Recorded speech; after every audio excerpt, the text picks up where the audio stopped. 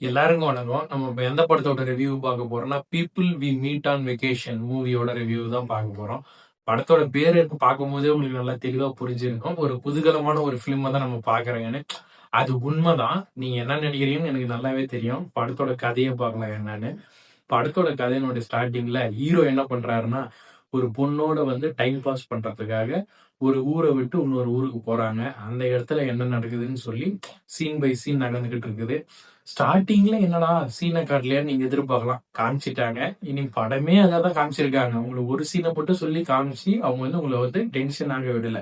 எல்லா சீனுமே scene by scene நம்ம என்ன நினைக்கிறோமோ ஒரு குதூகலமான ஒரு ஜாலியா தான் இருக்கக்கூடிய ஃபிலிமா தான் இதை வந்து எடுத்துட்டு போயிருக்காங்க.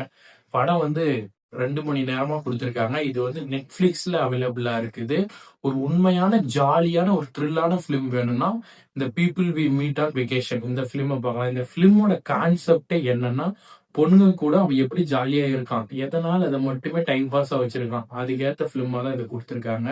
இவர் வந்து ஒரு பொண்ணு கூட மட்டும் இதுல இருந்தா மட்டும் பரவாயில்ல. அவங்க போகக்கூடிய எல்லா பொண்ணுங்க கிட்டயுமே இதே வேலையா தான் ஹீரோ வந்து சுத்திக்கிட்டு இருக்காரு. ஃபர்ஸ்ட் வேணான்னு சொல்றாரு. அதுக்கப்புறம் அவங்க என்ன சொல்றாங்களோ அதுக்கேத்த மாதிரி அடாப்ட் ஆகிடுறாரு. இது ரொம்ப ரொம்ப நல்லா இருக்குது. பார்க்கும்போதே வந்து டைம் பாஸ்க்காகவும் என்டர்டைன்மெண்ட்டுக்காகவும் கொடுத்துருக்காங்க. நெட்ஃபிளிக்ஸ்ல வந்து இதை டை அப் பண்ணியிருக்காங்கன்றது அதான் ஒன்றும் ஆச்சரியமே. உங்களுக்கு நான் என்ன சொல்றேன்னு புரியுதுன்னு நினைக்கிறேன். மறுபடியும் அடுத்த பட ரிவ்யூல பார்க்கலாம்.